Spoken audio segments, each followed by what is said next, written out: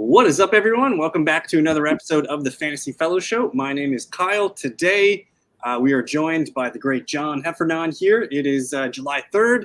We're doing a $15 Drafters Million 3 draft. John, how are we doing today? Doing good. I got a free ticket from all my $15 drafter activity in June, so excited to draft for free tonight. And thank you, drafters, for that.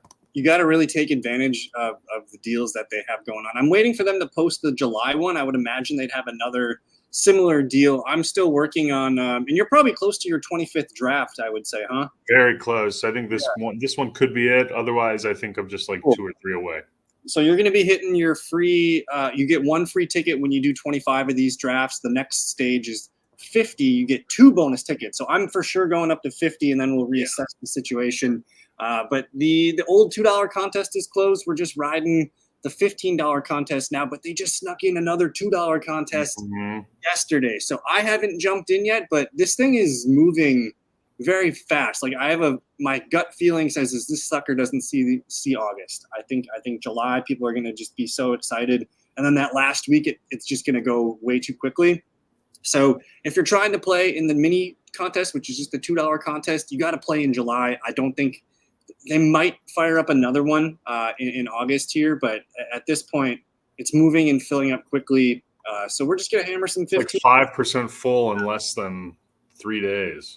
Yeah, and what I like to do is every morning before I start drafting, I will look and see how full they are. And this morning when I woke up, it was right at 2,000. So I'm kind of thinking it's 2,000 a day, basically, which, 70 divided by whatever is 35. So plus or minus 30, 35 days in that range.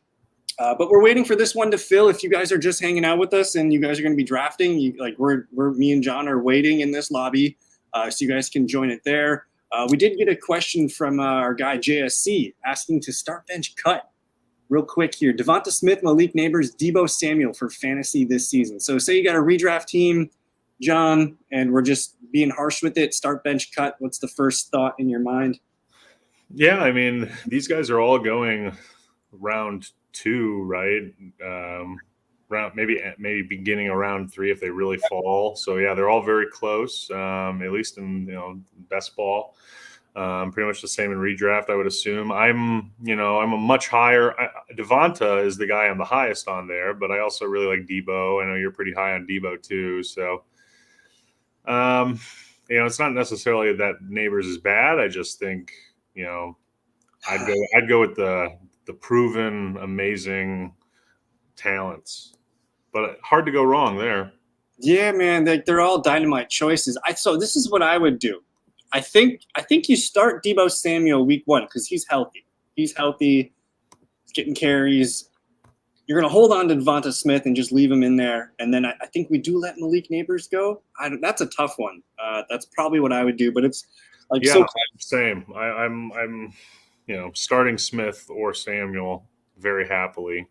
And I try to rotate my exposure on Deebo and Devonta because they're all in that same range. But I do end up taking the least. If I'm taking one of those 3 guys, Neighbors is probably the least likely one that I click on. But I did. So it's Wednesday. If you guys are unfamiliar, every Wednesday I go through and I update the ADP over on DraftKings, Underdog, and Drafters. You guys can find that out. I think all the most viewed pages are those ADPs over there. So check out what I got going on over there.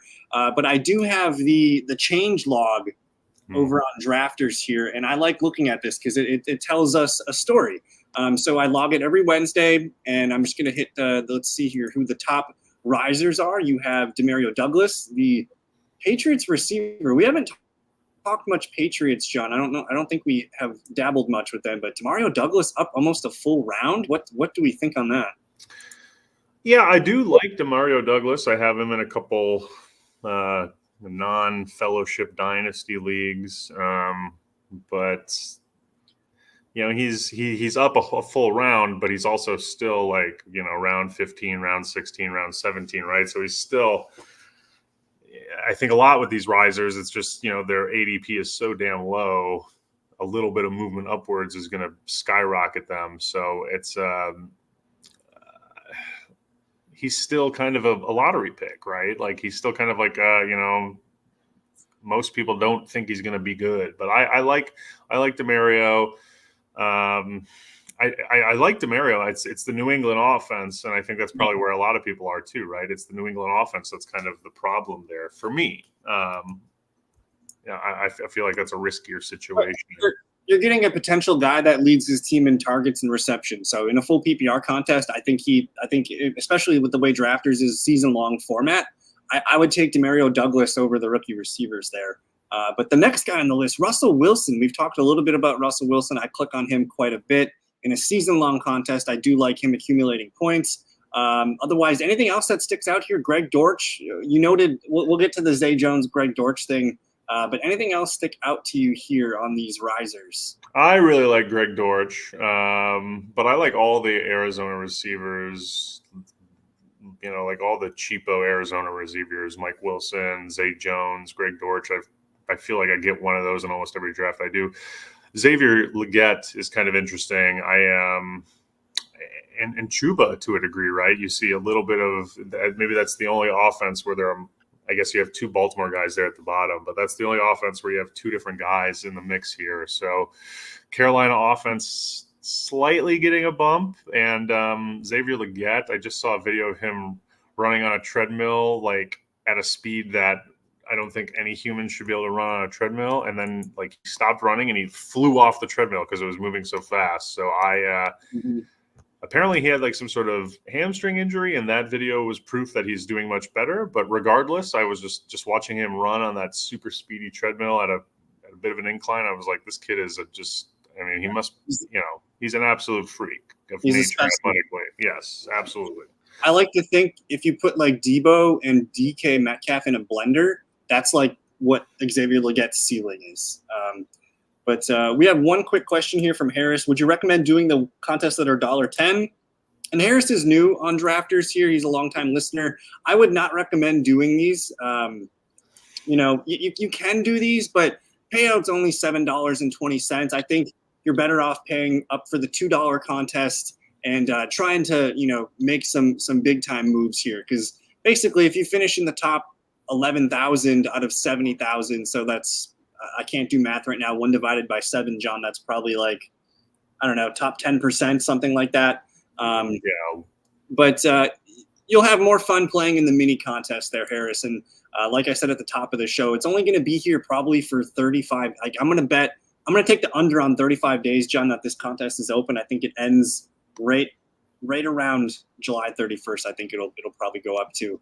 So do the holiday weekend. Everyone's off. I feel like a lot more activity this weekend. It could be like damn near a quarter closed, or maybe even a third closed by the end of this weekend here. But I agree. I think that the $2 contest, it's pretty cheap, just 90 cents more than those $1.10 guys. And to Kyle's point, it's just way more fun because there's way more potential to win big money and 10x. If you finish in the top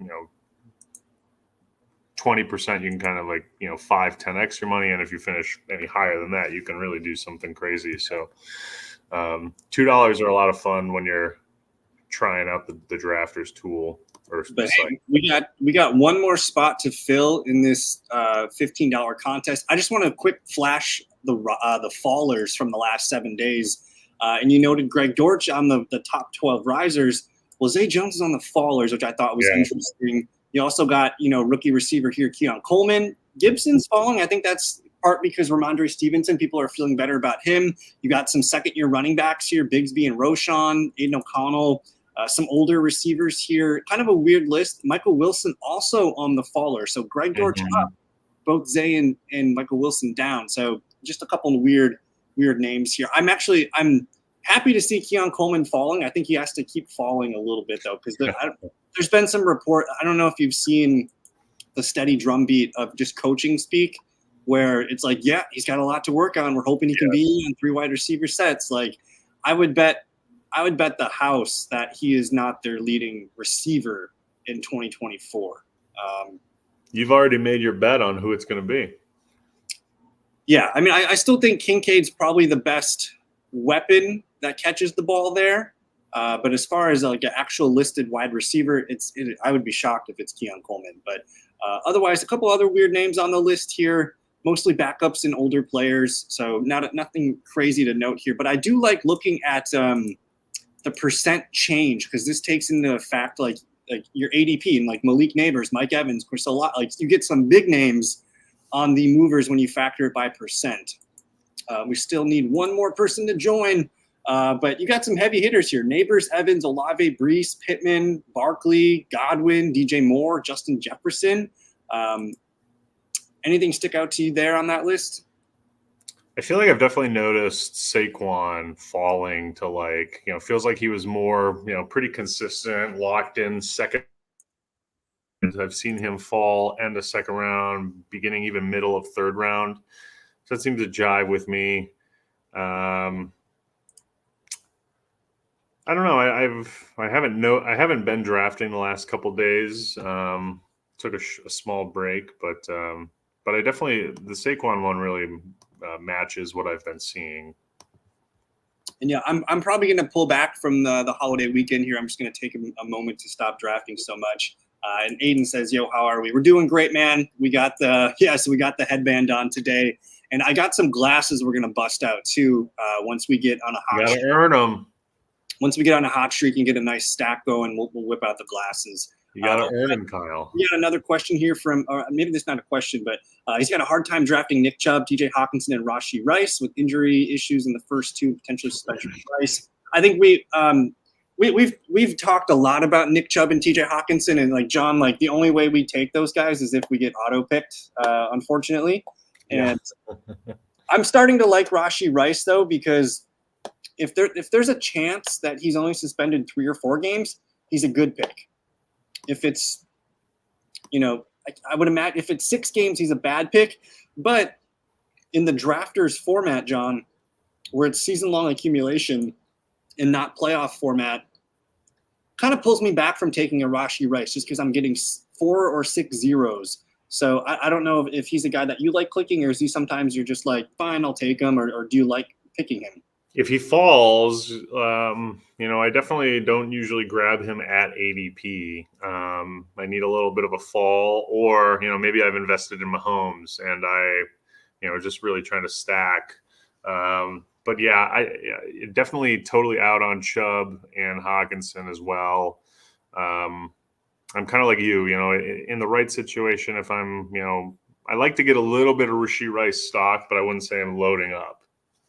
Yeah, definitely a guy that I'm hesitant to pick on. And honestly, he's been, up until I think this week's list, he had been on he's been like an upward trajectory. So his ADP is here. He bottomed out back in late May at 86, and then he's just been steady rising, and he's all the way back up to 65, 63 now. So like beginning of 6th round. And just a couple weeks ago, we were getting him in the 7th and sometimes the 8th round. So I'm probably, you got to let that cool off a little bit. I'll click him when he gets back into the 70s. But I think for now, I'm gonna wait just a little bit on that until we get some more information.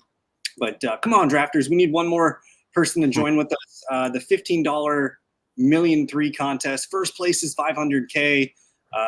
We're gonna have a lot of drafts to fill here too. We're only, I don't know, we're not even 20% yet filled, roughly 20% filled. So there's going to be a lot of overlay, hopefully, at the end. But we'll get this one started, and hopefully we get some favorable landing spots. John, if you had to pick your draft order spot for this draft right now, which spot do you like the best? I really like the 1 and the 2, honestly. I love the CMC or CD start. And then you get the 2 players at the 2-3 turn. I feel like almost every time I get set up that way, I'm really love who I can get at the 2-3 turn. And especially, typically like if it's like a CMC build, I can kind of punt running back for a while then too. And I take 2 receivers usually at the 2-3 turn. And then, often you have your pick of like some of the best quarterbacks. And some really good tight ends even at the 4 or 5 turn, or still lots of good receivers. So I really like that 1 and that 2 slot. I think that's I feel like the teams that I build out of that, are some of my favorite teams. What about you? I think you hit it right on the head. I want CeeDee Lamb. I'm cool with CMC. Otherwise, my next favorite start is probably the Jamar Chase start. So when I get into that 3-4 range, that feels really good to me. But you hit it right on the head. You got the awesome 2-3 turn where there's still stud receivers available, and we get 9 and 11. So we get classic drafters. You mentioned the 4-5 turn, which is just ripe. You can stack Lamar Jackson and Mark Andrews. You can stack Josh Allen and Kincaid. You can do – there's some heavy running backs there, and there's still just enough receivers. You can do like Mahomes and Hollywood Brown. Lots of to be fair, there's options no matter where you draft. But it just feels like you're in kind of a position of strength to some degree. I don't know. I just really like that start. So – And – I'm drafting in the 9 spot. This is my 30th draft. I've gotten the 9 spot 3 times now. But otherwise, I don't hate being stuck right in the middle at 6 and 7. You have a pretty well-balanced approach. It's a little bit more harder to stack teams that you like because you're waiting and hoping that the guy comes back to you. I feel it's like you at 11, you're going to have more fun stacking than you would, I think, if you're in the middle. Correct. I'll take Amon-Ra. I'll take Bijan. Those guys are pretty good clicks in the middle, and I feel like you're always getting a good pick. Almost the first 4, 5, 6 rounds, you're always getting a good pick there. I do have a lot more fun when I'm at one of the end caps, like 1, 2, 3 or 10, 11, 12. But yeah, I've built some great teams from the middle. I really like any start I can have with like Amon-Ra, St. Brown, or if a little later like Breece Hall. I feel like I'm liking those teams a lot too. So I need to step away for 2 seconds, but I'm oh, it looks like you have some slows brewing too, Kyle. Yeah, we might be able to make those picks at the end of when we're all done with the fast here. We might be able to make those picks, but I'm just going to log in and double check my exposures, and make sure I am just aware of what's going on here. So I like to filter by the contest, and I'm just going to hit the ADP button here. And let's see, I need, me at pick 9 here, it looks like I could use some Breece Hall. I only got him once in my drafts. I don't really get a lot of opportunities to click him. So I'm probably looking for Breece here. I take a lot of A.J. Brown, probably not getting Bijan, but we'll kind of monitor that throughout the way. But we're off to a start here, and I think we're finally seeing CeeDee Lamb over Christian McCaffrey. I would say more than – I see CeeDee Lamb over than not. I don't know if John, if you've noticed that too, but a lot more people are starting their drafts with CeeDee. CMC is the 2. Tyreek's usually the 3rd receiver. I do sometimes see Jamar Chase go 1 or 2 overall, which is kind of exciting. But it's kind of the steadiness of CeeDee Lamb and just him being younger. I still have some concerns on Christian McCaffrey holding up for a full season, but I'm definitely noticing CeeDee go over CMC lately. Have you seen that often, John? I wouldn't say often, but I'm definitely seeing it. To your point, I think it's happening more than it was a week ago. And I'm up to pick here. When you stepped away, I noticed in my exposures, I am super light on Breece Hall in the $15 contest, and I take a ton of AJ. I got 20% AJB in this contest right now. He's the guy I want to pick, but do I say screw it and go with Puka? That's a tough one for me. I'm going to stick with A.J. Brown, man. When life gives you lemons, you take A.J. Brown. Yeah. And you get a gift here at 11 if you do that. I never take Puka. And I actually don't have any Puka in the $15 contest yet, so I need to get on that. Do we like Puka, or I think Puka at 11 is a hell of a deal. All right, I can do that at 11. And then you let this guy, decide if he wants Jahmyr Gibbs, and then you basically get London or Harrison, whatever one he doesn't want. Or Gibbs. It's hard because, I want a Puka Cooper Kupp team. I haven't seen one of those. Yeah, it feels pretty tricky. So you would literally have to take Puka at pick 3 or 4 to line up Cooper Kupp in the 2nd or 3rd, which would be difficult. But if you're trying to do something that probably hasn't been done very much, that might be something fun to try at some point. But you get London, Nico Collins to choose from, and you go London. I actually think London, like we're going to get a really good season out of Drake London this year. I feel pretty good about that. So double receiver start for John. I'm on deck right now. I take a lot of Nico here. I don't take a lot of Devontae Adams. Do I need to start clicking Devontae Adams, John, or can I just take Nico? Your decision has been made. But I like Devontae. I worry about him playing all season, but I do like him. I think you could make an argument he could be a first rounder. I don't want to do the Devonta Smith, AJ Brown start yet. I could. I don't think I've done that yet. But I'm gonna collect Chris Olave, one of my favorite receivers to take in the second round. I feel like Olave is probably a top 10, top 12 wide receiver. I pencil him in as my wide receiver too. I just like him entering year 3. He's the clear leading target for Derek Carr, and I think the Saints can be underrated here. We did get a question from JSC. Do you feel safer with the small speedster Devon Achane as your RB1 or the unknown Caleb Williams as your one and only quarterback in a 1 QB league? Interesting. Like for redraft, I think I'd be fine. I'd be, in a redraft situation, definitely Caleb Williams because, unless it's like a 20-team league, you can easily get another, awesome QB with him. But I'm a little worried as Achane is like an RB1. I don't know. There's a lot of RBs in Miami, and that's what gives me a little bit of pause. He wasn't the starter last year. Had some ridiculous games. I do like Achane more in best ball, but I'm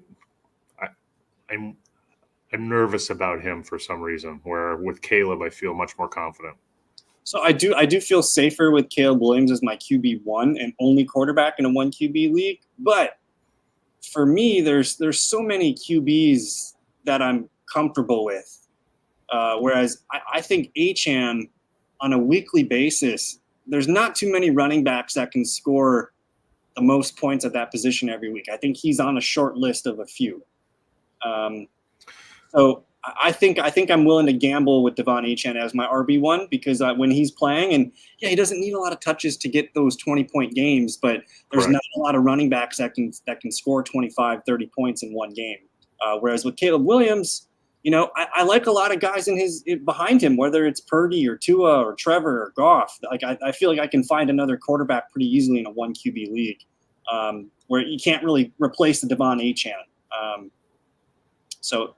He's definitely got the high upside, and if you have, in a redraft league, you have a playoff. I mean, if Achane is getting even just 50% of the snaps come playoff time for the Dolphins, I mean, as long as their offense isn't like totally broken at that time as well, you'd assume he'd be, he's got that league winning potential. Yeah. Whereas Caleb Williams, his schedule gets really tough down the stretch. It's in Chicago, outdoor stadium. It's going to get colder. He plays games against the Packers, at the end of the season as well. Those will be cold games. I don't know what the Dolphins' playoff schedule looks like, but just assume Achane, if he's in the mix, he's got league winner written on him.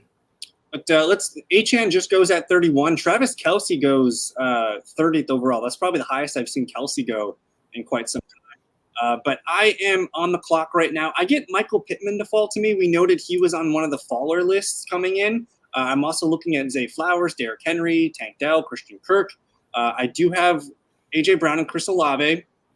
And, I mean, I like a lot of these receivers, but I have trouble having them stick out one or another. So I'm going to click on a guy that I don't click on a lot, and it's Derrick Henry.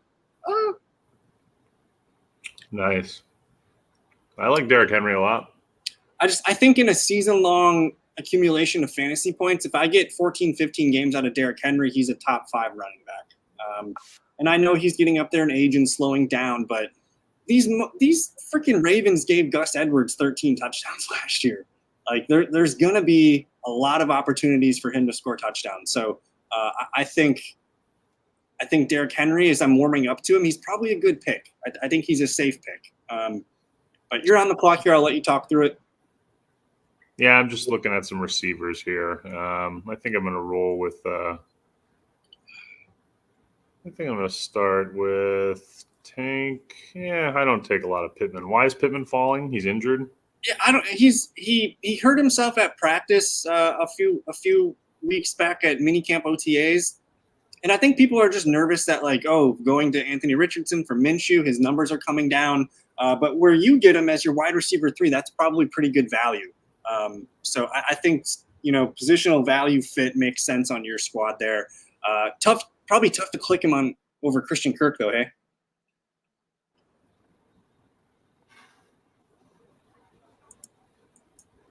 I apologize. You cut out on me a little bit there, Kyle. I missed the last thing you said. Okay, it's probably tough to skip on Christian Kirk there, but you get Tank Dell to fall to you, so I'll let you take it away. You do yeah, I mean, I was definitely choosing between Pittman, Dell, and Kirk there. So pretty happy to get 2 of the 3. Considered Pickens, considered Amari Cooper, certainly considered some tight ends and some quarterbacks, but I think I'm just going to load up on receiver and deal with it later. So we did get a question from Harris. Do you think it's worth taking an early QB in best ball? I do. When I have a stack that I'm kind of lining up, I will do it. So like I have AJ Brown here. I'm not going to pull Jalen Hurts right now. I could pull Lamar Jackson with Derrick Henry. That's an interesting thing as well. But for me, it doesn't make sense with this team. And I'm going to keep building out. And I need more Sam Laporta in my profile. We kind of talked about him, I think, last week where we don't like him a lot in the 3rd, but as he falls into the 4th round, I'm starting to click more, and I can backdoor him with Jared Goff or some of the other players on the Lions here. So I got 2 receivers, Derrick Henry and Sam Laporta. Just trying to do some things that I don't normally do. But what are your thoughts on early QB this year, John, especially in best ball format? I think it's like the same conversation as tight end too. Like theoretically, you can wait, but I like if you can have a top 5 player at the QB and tight end positions, just starting one of those guys every week, there's a huge value there. So yeah, if you're really confident with a guy, or you made a brilliant point too, Kyle, stacking. Whether you already have someone to stack or you kind of have receivers and tight ends you're going to target later. I'm all for grabbing any of these guys, and in our draft here, Allen maybe fell a little bit, but this is pretty typical. You don't have to take a quarterback until round 4, so it's not like you're really hamstringing yourself at receiver. You can still start receiver, still be so strong at that position, and then grab a super strong quarterback. A lot of people at this 4 or 5 turn do what this guy Dylan just did, the Lamar Jackson, Mark Andrews combo. That seems like a really solid way to, lock in top 5 guys at 2 different positions. So, I'm if you like a guy and the board has fallen in a certain way, I think it makes a lot of sense. However, there are a lot of guys that I think people think could finish top 5, top 10 at the QB position that, we can wait 5, 6, 7, maybe even 8 rounds to get. And, if you're really confident in a Jordan Love, if you're really confident in a Brock Purdy, if you're really confident in a Kirk Cousins, if you're really confident in even a Justin Herbert, like, it's definitely worth waiting. So I can see it from both sides. But, when the mood strikes, if there's a guy you like, round 4, that value feels really good for all 4 of those guys who just went. And it looks like, Mahomes, Kelsey's a nice stack, and then it's so easy to do that Lamar Jackson, Mark Andrews layup there. But one of my biggest things when I'm doing these drafters drafts is I'm trying to get a top 5 threat at each position. So that's why I like grabbing one of the early tight ends. If it fits for me to grab a quarterback, especially if I have it stacked, I'll do that. Otherwise, if I don't grab one of the top 4 QBs, I'm hammering that QB range from Kyler Murray, Dak Prescott, Jordan Love, Joe Burrow. I love that tier for a potential top 5 QB run. But I'm on the clock here. I'm just looking around at the ADPs. They're giving me Jaden Reed, Chris Godwin, Josh Jacobs, Kyle Pitts. I'm just going to collect the layup here with Jaden Reed, who, maybe he's not an elite wide receiver one on the Packers team, but I think I'm getting a discount Zay Flowers type player, and Zay Flowers goes at 34. So I think stylistically those two guys are very similar, and I can get Jaden Reed on a 2-round discount. So I'll let you take it away here, and then we're going to get to JSC's. You got a couple questions. Yeah, so typically what I'm looking at here is, especially because I've won so many receivers, is I want to load up on running backs, and to have Josh Jacobs, James Cook, and Rachaad White, I feel really excited about all three of those guys. But what I've lined up for myself, depending on how my friend Mikey Boy here in the 12 hold, what he does, I do have Michael Pittman, which I don't take very often. So I'm kind of considering Anthony Richardson here, which is another player I don't take very often, but a player I think has a lot of, with his rushing upside. They say his arm is looking good, so I think he's an interesting best ball candidate. I drafted him all over the place in redraft last year, and in a couple best ball leagues as well. So maybe I was just a year early. You got to have at least. You might not need the 8% on Anthony Richardson, but you should probably be close. So if you need Richardson shares, it's fun to stack them with Pittman there. But I'm back on the clock here. I've been taking a lot of Rachaad White these last couple of weeks. I think I'm going to pull back. I think DeAndre Hopkins could be a really good click here. But if I'm trying to do something that can get me some sunglasses, I'm gonna try and squeeze out a little Packer stack here. Jaden Reed and Christian Watson. But we got to get to the hard cutting question here from JSC. What are your favorite things to get at Waffle House besides the waffles, John? Well, unfortunately, JSC, it's a brilliant question, but Kyle and I are both Northerners, Midwesterners. We're both from Wisconsin. I currently live in Illinois. Kyle's still in Wisconsin. There aren't Waffle Houses up here. They're rare. I have actually never been to a Waffle House, and I've spent time in Texas. I've spent time in Oklahoma. I've spent time in Arizona. I've been in the South. A lot of family, especially, lives in Arizona, but I have not had the opportunity to go, and that's on me. But I can't answer that question in good faith. I really don't know. I have heard that it seems like people, when they go, they get like one of everything. When I see videos of people going, so maybe that's a little more social mediaized, but it looks like everything's probably pretty good, honestly. I've also never been to a Waffle House. I've been to Cracker Barrel a couple times. I've been to a few. I've been to the Cracker Barrel, but for us, like, we don't have like a Waffle House style, but we do have our breakfast diners. And I'm just gonna shout out Diner Coffee. Just a nice cup of black coffee at a diner is always hitting the spot. But you mentioned Cooper Kupp in the second diners. There's a lot of great. You guys have Waffle Houses. We have supper clubs. So you might think you're winning that one, but you might not know what you're missing up here too. So, but he did note that Cooper Kupp in the second round now, man. And what was it? Maybe 3 weeks ago, we were getting Cooper Kupp in the middle of the third, and he's starting to creep into the back end of the second. So I like that. Yeah, he's right. I mean, he's so good. I have a hard time getting him in the third at all. I have to get him in the second. It feels like these days. I'll get to Harris's question here in a second. I am on deck. Let's see if we can line something up here. I'm feeling well balanced. Derrick Henry at RB1, AJ Brown, Olave, Jaden Reed, Christian Watson, and Sam Laporta. You do have a falling CJ Stroud. Ladd McConkey dipping down here. His ADP 69. I can get him at 81. That kind of feels like a good deal. So I'm going to collect the ADP value here. He's a full round behind ADP, so we'll collect that. But John, you can go ahead and make your picks, and then we'll get to Harris's question. Yeah, I was thinking about Stroud, honestly, but that guy saved me from myself because I don't love stacking QBs with the same bye week, especially early on. So But I do subscribe to the idea of like when I draft Anthony Richardson, I don't mind taking another QB, like a high profile QB, whether it's Murray. Stroud doesn't really line up well with him, but Kyler Murray does. You're going to probably be looking, and dude, I've been seeing this happen all day. Dak, Burrow, and Love, these guys are falling into the deep 9th round. And if I'm going to recognize there's some risk potential with Anthony Richardson, Yes, I do want to back him up with potential top 10, top 12 QB. But what do you got here? Jalen Warren and Ramondre. So you got your running backs set up there, which looks pretty good. I'm still kind of riding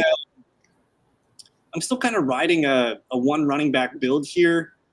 I don't click a lot of Jameson Williams, man. Or can you sell me on clicking Jameson Williams here? Well, you have Laporta, so he makes Goff extra interesting, like a baby lion stack. I think Williams is a really good best ball guy. He's an absolutely freak athlete. There's he's the chain of the receiver position. I feel like my issue with him though is he's going to be my 6th receiver, and if I take a receiver here that might not play for me, go. You got 3 seconds. I'm gonna go Najee here because he starts for me. Yep, I think that makes sense. Honestly, Jameson does kind of work a little better as a receiver 5 and a receiver 4. I get kind of nervous if I have him as my receiver 3. If you're counting on Jameson to start every week, that's a scarier spot. Whereas if you're counting on him to when he absolutely kabooms, he's going to get a spot. But yeah, at this point in the draft, you have one running back. Get a guaranteed starter. That's a home run decision, I think. I actually prefer Jameson Williams as my 3 or 4 receiver because that means I'm betting on him being big and he's going to be a wide receiver 3 for my team. Whereas, if he does finish as a top 36 receiver and he's my 6th receiver on my team, I don't know what that does for me. He's going to have a few big spike games, but I think stylistically, you want to bet on him being a startable asset and having him be your wide receiver 3 or 4 most weeks. But he's got a lot of upside. I really like him this year. I'm going to be probably getting him as much as I can when it makes sense. But he's falling quite a bit here. Yeah, he's tumbling. I had a feeling that I wasn't going to like the running backs when they come back to me. So we'll kind of evaluate that. But Harris was asking, what do you do if you don't really want to spend a lot of money on best ball? You hit those $2, man. I think DraftKings has a couple $3 ones, and if you don't have the funds to do it, I would just nip at those $2 ones. They're fast, they're fun. You can also do slow drafts to kind of stretch it out, and then they do offer promos and things like that to take advantage of too. So I would look for those, but I would keep hammering the 2. JSC says he would have went. Yeah, I would. Yeah, I like that idea. I would sign up for $2 slows, and I would just do one of those every week or every other week, and if you'll be drafting every single day. You maybe only take 1 or 2 picks, but it'll be fun. But we're a pick away from the glasses coming on, and we get it, dude. We get it. You earned it. Would have liked to get a little bit of Romeo Doubs coming back to me, but I do have Reed and Watson. This pick is Jordan Love. I do like the falling Njoku here too, though, but I'm not going to force that. But man, there's some really good running backs on the board here too. I'm hoping one of these guys falls back to me. But we're going to click on Jordan Love, and we'll bust out the shades for this one. Yeah, buddy. These are not my normal shades, by the way. These are just these are tax write-offs on the YouTube checks. So, God, I'm really hoping Njoku makes it to me. That would be fun for my build here. It doesn't really match my build, but just Well, you're gonna have some fun stacking some receivers, I think, on the next. Ooh, and so Brian Robinson's one of those guys that I've been targeting. In this 9th, 10th round turn, because I think he's a pretty good click. But you get your tight end 1 here, David Njoku, which feels pretty solid. Yes, feeling really good. Feeling very, very good about this team. And you could potentially line up a little Deshaun Watson. There's a couple other Browns on the team that could look nice. But this is an interesting question here. So what's the difference of doing a best ball versus a mock draft? Mock draft, nobody's got skin in the game on a mock draft, and people will leave, and you'll get auto picks and things like that in there. And John does a nice Jerome Ford, David Njoku turn there, which I like a lot.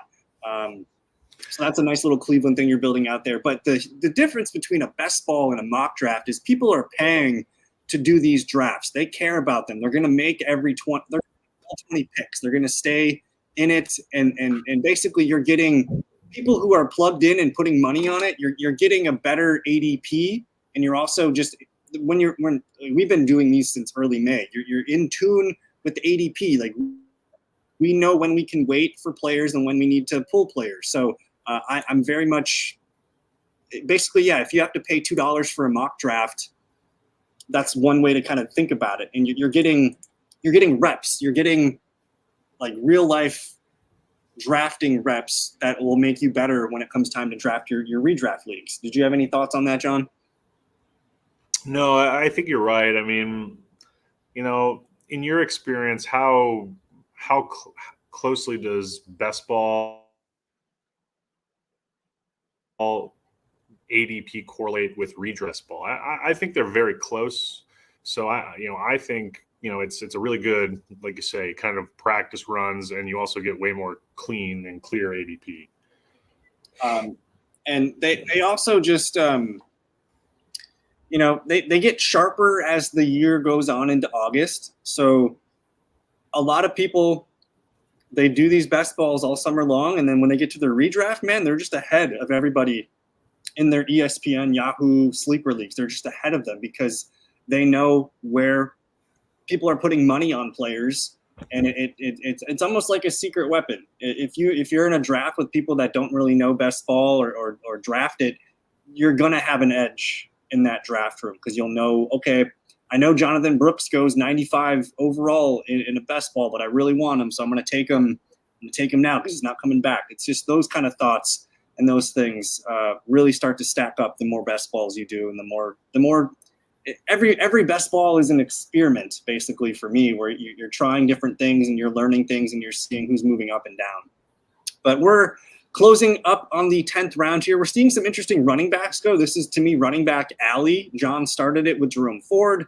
I grabbed Tony Pollard, who was falling. I thought that was a pretty good snag for Pollard. But you got guys like Trey Benson, Chase Brown, Kendre Miller up at 115. Yeah. Have you clicked up? That's probably the highest I've seen Kendre go.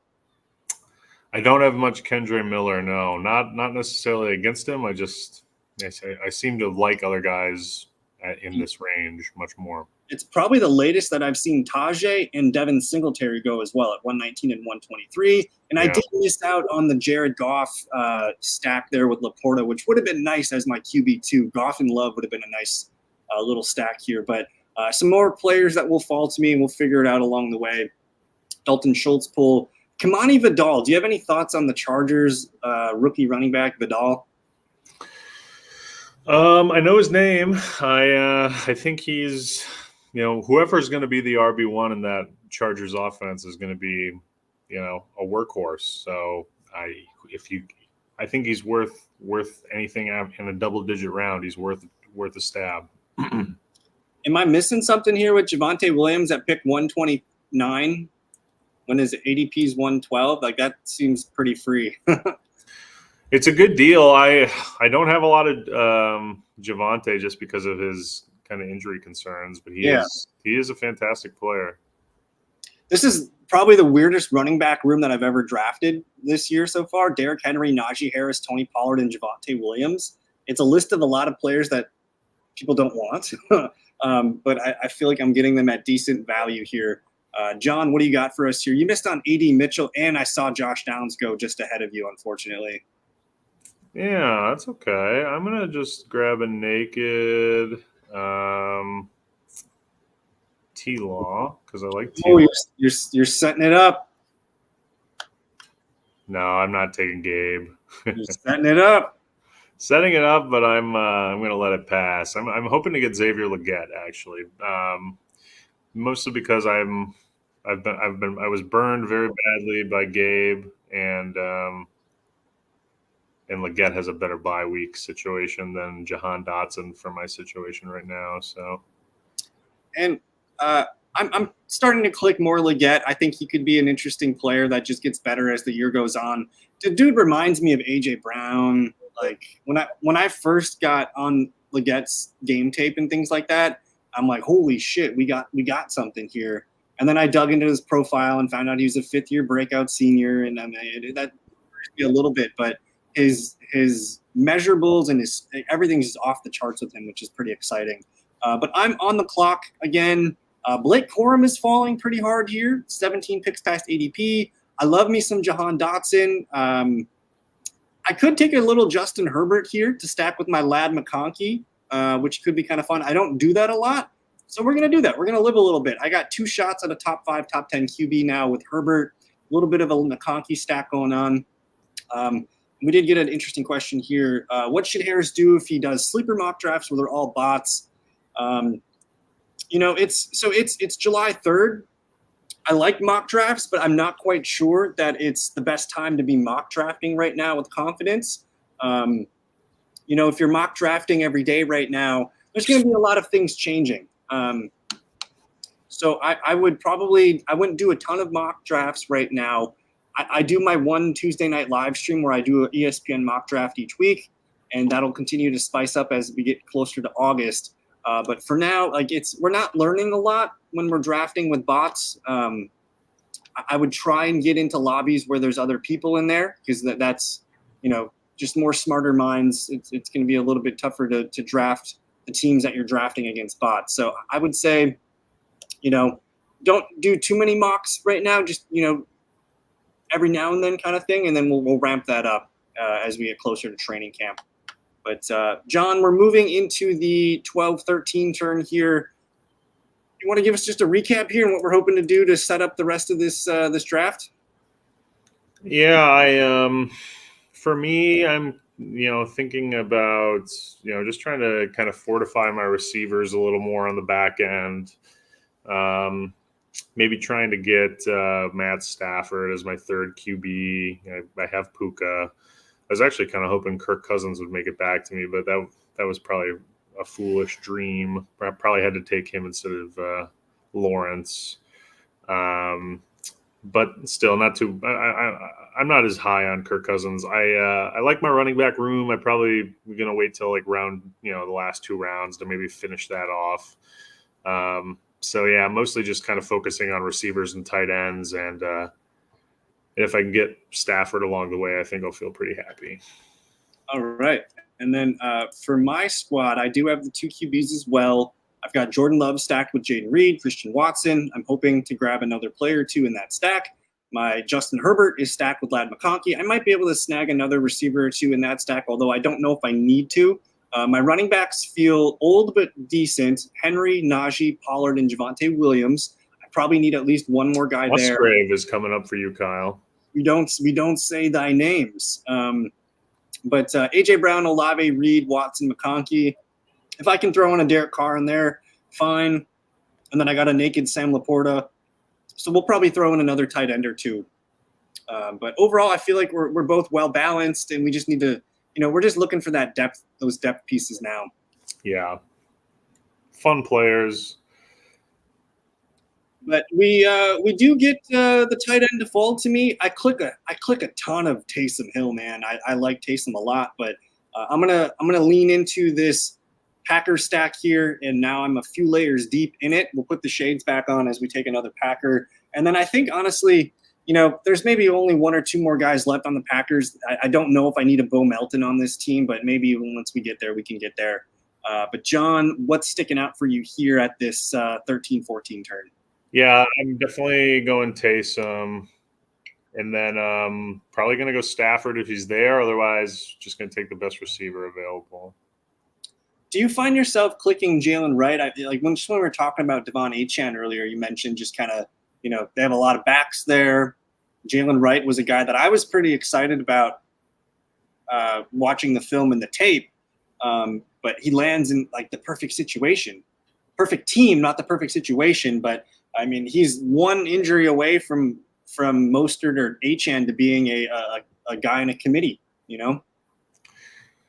Yeah, I don't end up taking a lot of him, but he's going pretty much exactly where Devon Achane A-Chain was going at this time last year. So it's, and he's got the exact same, maybe not the exact same, but, very similar, skill set, just a smaller, speedier, shiftier, home run hitting back.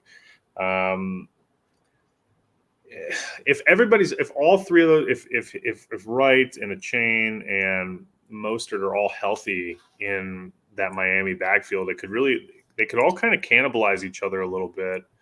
But because Wright and A-Chain are a little smaller and speedier, those guys are known to sometimes be a little more injury prone.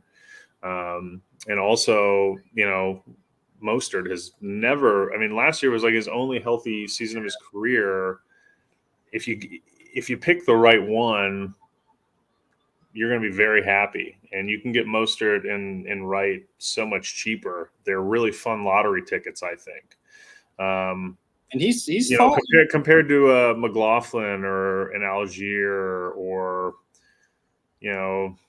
even as much as I love Chuba Hubbard, even compared to a Chuba, I think Jalen Wright is, he maybe has a lower floor, but his ceiling is exponentially higher.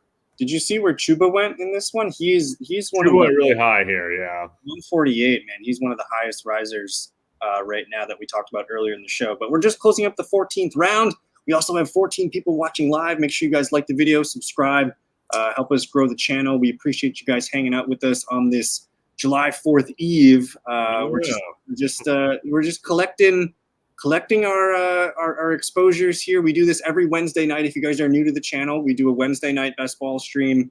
Usually John's with us. Sometimes we have a few other wild guests hanging out with us, but we're just doing us two tonight. We're shaping up here for the final 5 picks. Isaiah Likely goes 170th. That's probably the earliest I've seen Likely go, and I like to click him quite a bit. But we're kind of just on coast here, man. Like we got everything kind of set up here. I'm hoping to kind of continue to fill out some stacks, but I feel pretty good about where I'm at for just a balance wise. And now we just got to look for some upside players. I ended up taking Demario Douglas, who was on the risers list that we looked at earlier. I think he's got an outside chance to be the leading receiver for Drake May or Jacoby Brissett, whoever it is. As much as I still like Jalen Polk a lot, I think he's going to be a really good receiver for them. But, man, we're talking a rookie quarterback here potentially, even Jacoby Brissett. I think they're going to dink and dunk the ball a lot to Demario. And I think he's going to do a Curtis Samuel impression where, he's just kind of carries and kind of doing some things, and he's going to be 10 to 12 points when he's out there. But I'm on deck here now. Bucky Irving, 170 falling here. Michael Wilson also falling pretty hard here. He was on the fallers list. He was like number 12, so not in the top 10. Yeah.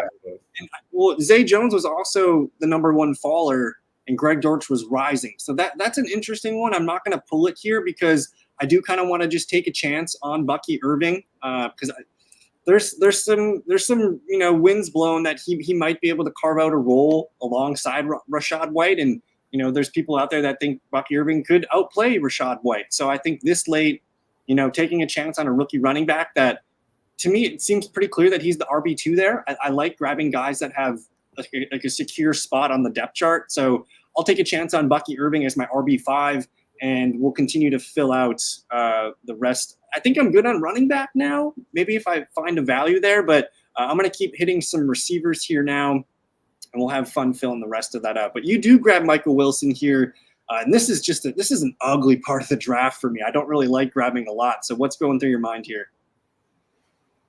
Yeah, just take the most fun player. I think I've already got a couple week 14 guys. I'm between Marvin Mims and Rashad Bateman, honestly. Who would you go with? I was going to take Marvin Mims, but I'll give you Mims. He takes Bateman. It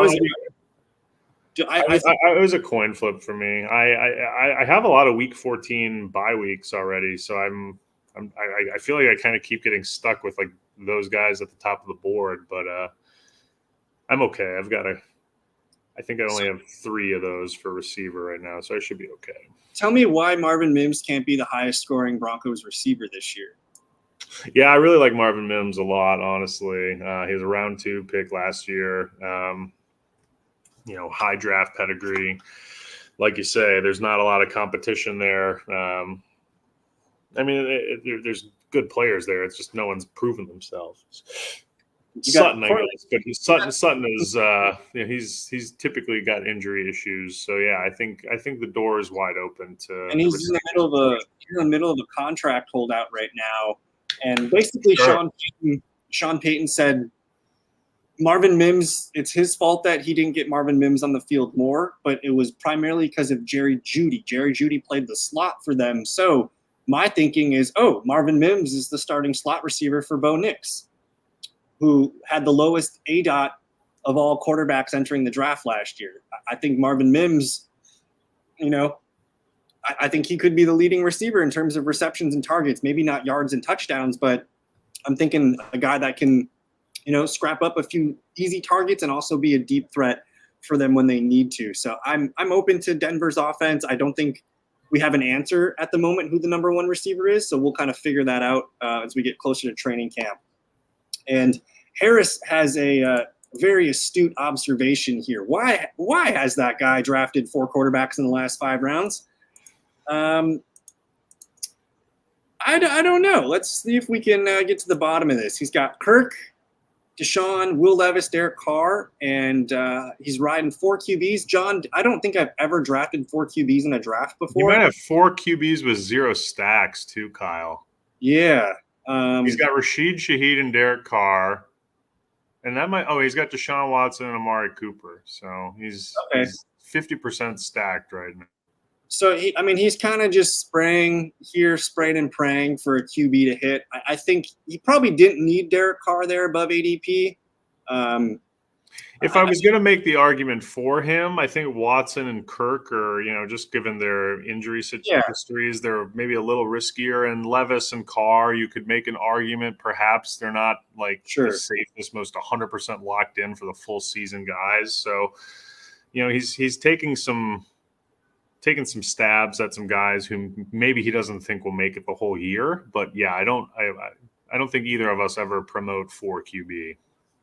Well, I think when you do that, you're spreading yourself too thin. When you're drafting Kirk Cousins and Deshaun Watson, you're drafting them because you think they're going to play 15, 16, 17 games. You can't draft scared and then clog 4 of your 20 roster spots on QB. So that's a little strange to me. But I'm up to pick here, and I don't know if I like anything that I'm seeing here. Bryce Young, Roshan, Sanat, Javon Baker. Fine, I'll throw DJ Chark in there on the Justin Herbert stack because he'll catch 3 touchdowns this year and then fade off into the sunset. But there's your Greg George drink. And then I did see – who did I see? I saw Russell Wilson go 187. That was quite the pull on Russ. Yeah, I got a little fixated with our 4 out of 5 QB guy. But, yeah, Russ went a little early. Maybe Drake May went a touch early too. I mean, when you have a guy take 4 quarterbacks, it does kind of, we're way at the end here, but it does, reduce the pool a little bit. So you gotta maybe reach now if you're QB light. Are you stacking here? How so? You got a pretty easy layup stack here if you want it. What is it? With Jelani. You need a tight end 3? Yeah, why not? It's not exciting, but it No, it puts food on the table. He's a real lunch pill guy. First one in, last one out. He's huge though. He's a giant. I mean, I know there's a lot of giant tight ends in the world, but he's another guy I've gotten a couple dynasty leagues, just kind of in leagues where I have a taxi spot. So he's someone I have a lot of interest in. He's definitely got a lot of upside. And as my tight end 3, feeling pretty good with the tight end room of Joku, Hill, and Jelani. And I just backdoored a little Denver stack here. I do have Javonte Williams, Marvin Mims, and I got a little Bo Nix in there. So we got a nice little – we got a 3-stack team. Yeah, that was good. I don't draft a lot of Knicks, but sometimes you kind of fall into something there. I don't need to so are you familiar with who the potential starting tight end is in Denver? My guess would be Dulcich, but every time I've guessed it's Dulcich, he doesn't play as too much. So who is it? I don't know what Dulcich did to Sean Payton. So I want to be on the Sean Payton's my least favorite head coach in the entire NFL. He's so prickly. He's so hard to and stubborn. But basically, he anointed Lucas Krull as the tight end that is going to be the guy coming into the year. So who's that? I've never heard of the name. So Lucas Krull, let's do a little session here. That's our boy. I like it. Played at Pitt. He's 25. He also July 11th birthday, like that, out of Kansas, 6'6", 260. He did play at Jefferson College, Florida, and then Pitt. He was on the Saints. I don't know if that was with Sean Payton, but now he's on the Broncos. And he's a guy that apparently just had a really, really nice mini camp and OTAs. And Sean Payton's a guy that, like, he needs to trust you. And it sounds like of all the tight ends on their roster, it sounds like he is the one that is starting to separate himself. And he's going to be probably the guy that's on the field the most of the tight end group. And what I noticed is I don't know, was he on the risers here? I think he popped up on the ADP list for the first time. Yes. So his ADP is 228. This is his first time being ranked in the ADP in the summer. So he's a guy that you're going to start to see back here in the rounds 19 and the 20s. So just keep an eye out for Lucas Krull. And if we get more confirmation on that, he might be a guy worth taking pulls on late. I do like taking late round tight ends. There's a lot of guys that I like here, but he's going to be someone that I start to sprinkle in now. Well, in your situation, it could be a good move. You could get another tight end. Gesicki just went. Maybe you wait till round 20 and grab him. I'm too sick on Mike Gesicki, man. I got too many shares. I need to cool down. He is, over the last week and a half, he's risen to, like, I think my second most drafted player. It's just insane. So I'm all in on Mike Gesicki. Feel pretty good about him this year, especially at this cost. He's free. We'll do that. But there's a lot of guys that I think down here probably don't matter for our teams, but there's some fun players to click on, whether it's Rondale Moore. A lot of people like Khalif Raymond. I'm fine with him. I like the Bo Melton idea for my love stack. I'm very interested in Andre Yoshibas this late. I could also sprinkle in a Brendan Rice, which is part of my Chargers stack, which intrigues me. I am going to jump on the Lucas Krull grenade. If it's a zero, it's a zero. But I have Laporta, Musgrave, and Krull, all nice options, I think, nice layered. We talked about my tight end tendencies where I like to get an early one, a mid one, and a late one. It just always seems to line up pretty well for how I'm drafting my teams. But I'll let you take it away here with your round 19 and 20 pulls. Yeah, I was thinking about Dameon Pierce there. Already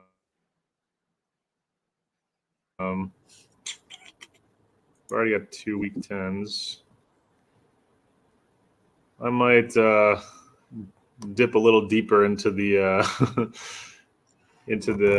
Colts world. I've layered myself with a backdoor massive Colts stack if something weird happens to Jonathan Taylor, and I mostly like my receiver room, so I think I'm going to take a little more of a swing here with Malik Washington.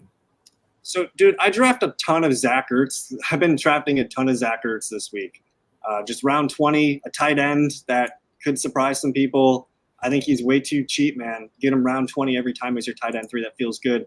But we're going to complete the stack. Do I go Bo Melton, who I've taken a good amount of times, or do I take Brendan Rice, who could be the wide receiver 4 on the Chargers, real quick?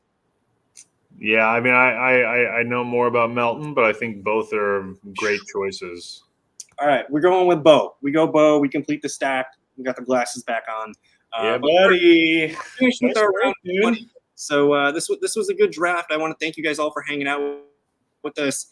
John, take us down memory lane real quick and just kind of tell us how this team's going to win the 500K. Yeah, well, if this team wins the 500K, all my other teams are going to make about $0. I think really outside of Taysom Hill, Josh Jacobs, and Jalen Warren, there's a lot of and maybe Mike Wilson. There's a lot of unusual suspects on this roster for me. I leaned into the Colts for the first time. I had Michael Pittman fall to me, and as a result, I decided to pull the trigger on Anthony Richardson, which is not something, especially in the $15, not something this is probably my first share of both Pittman and Richardson in the $15. I like my QB room. I feel like, I've got a little bit of injury risk or maybe a lot of risk with Anthony Richardson, arguably, but I like the depth I have there. Running back room, I feel like I have 4 really strong studs. And Josh, guys I really like personally with Josh Jacobs, Stevenson, Warren, Ford. You can argue, I think you kind of would probably have stopped at Warren or Ford, maybe take one of those 2 instead of both. But I just like having a little more RB depth typically. So, I like having one more guy than I can start. So that makes me feel pretty good. Receivers, I have very little, especially in the $15. Again, I'm pretty sure this is my only Puka and my only Drake London as well. So my first 3 receivers are guys I think they're my only shares of. It's not really any of their faults. It's just typically like players around them a little more. I was really considering Olave and Devontae over Drake London, but I decided to pull the trigger. I think the receiving core is pretty deep. Top 4 pretty stacked, and then I have a lot of fun, at least in my opinion, between Xavier Legette and Malik Washington, some really fun rookies with a lot of upside, and Mike Wilson and Bateman, maybe not the sexiest names, but guys who I just think will get the job done. Tight end, I'm really big on Joku. I think you and I both have said, you can envision a world where Joku is a top 3 tight end this year, and it doesn't take a lot of imagination to envision that world. Taysom Hill was a guy I was really high on in best ball last year and had a lot of success because of drafting him. And this year with the Juwan Johnson injury, Juwan's going to play games this season, but it just seems like Taysom might even be better this year, a little more locked into a role this year. And so I feel pretty good about, I feel pretty good. I feel relatively deep at all 3 or all 4 positions. I don't think I have a glaring weakness anywhere. So I feel, this has got to be one of the more balanced rosters I've put together, I would say. Yeah, definitely well balanced. You backed up Richardson with some really good quarterbacks that can, if he does miss games, you got a top 10, top 12 QB most weeks. So what about the QB?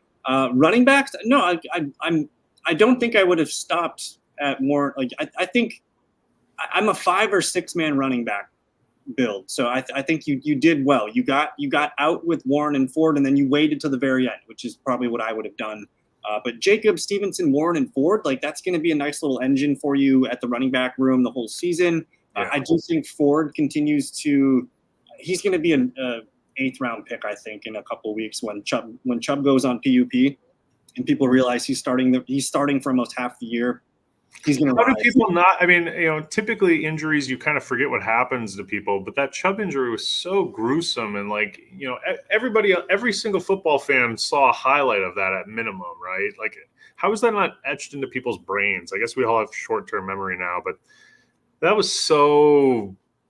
That's one of the 5 things I remember from the NFL season last year, that Chubb injury. And so, I'm really high on Jerome Ford. I don't necessarily think Jerome Ford's the most special football player of all time, but he's getting volume. He's going to be, week 12 at the earliest for Chubb, week 10 at the earliest for Chubb, is my non-expert opinion in terms of his return. And there's a big if there. There's a chance Chubb does not play this year. I don't know. I don't hear people talking about that too much. I'm just out on Chubb. Jerome Ford is the one Same. I like. Your receiver room's interesting. You got 4 studs and then you got 4 sleepers here. So as long as the 4 studs stay studding, you're gonna get those spike, and you got spike week big play like Legette 80-yard touchdown, Michael Wilson 45-yard touch. You got Bateman, you got big play receivers there, which I like, that can maybe they just every week or so you're in good shape. So I like it's you have your clear starters, and then you have these guys that are kind of just going to pitch in every now and then you kind of did what we talked about with I still consider Njoku as an early tight end because sometimes he costs a top 100 pick. So you went early, mid, and late, which I think is a nice way to build out the room. So well balanced. I think you're probably cashing on that one. So it feels pretty good. My draft, I'm gonna the glasses back on. But we went with Jordan Love, Justin Herbert, Bo Nix. I got an interesting cast of guys here. Jordan Love fell to us 5 picks past ADP. I took Herbert at ADP and Bo Nix at ADP, and we were able to get these stacks laid in with them. So I don't have a top 5 quarterback every week. I might get Jordan Love maybe if he scores 4 or 5, 6 top 5 weeks. I think I'm happy with that, and then I'm just content on getting top 10 production from my QB room all season. My running back room, unconventional to how I draft, but I got Henry, Najee, Tony Pollard, Javonte Williams, and Bucky Irving. A lot of red flags with these guys, but I only need 2 of them to start every week, and I think the bet is if Henry plays 15, 16 games, I have enough there between Harris, Pollard, Williams, and Irving to spot an RB2 each week. So I feel okay with it, and I didn't invest a lot of draft capital in the running back room. My receivers, led by A.J. Brown, Chris Olave, there's Jaden Reed and Christian Watson, part of the Love stack, Ladd McConkey with Justin Herbert. I just nipped in a little Demario Douglas, so I think it's going to get me 10, 12 points a week. I don't want him starting in my lineup, but if he needs to, it's okay. And then Marvin Mims is my bet on wide receiver 1 for the Broncos, stacked with Bo Nix. I added DJ Chark and Bo Melton to continue building out Packers and Chargers stacks. And then we tried, baiting Jared Goff. We took Sam Laporta early, but that he's part of my early. I want a top 5 tight end. I got Luke Musgrave, a guy that is being drafted in the middle rounds that could be a top 10, top 12 option. And then Lucas Krull, just because we had to educate everybody on who Lucas Krull was. So interesting draft, triple stacked, some fun. You stacked really well.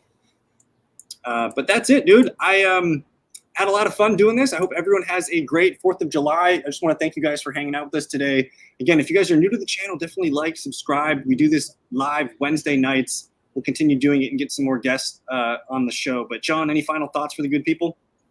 Have a great 4th of July weekend. Yeah, take it easy. Don't draft too much. Enjoy the time. Enjoy the sun. Don't get burned. And thank you guys for your time. We'll see you next time. Peace.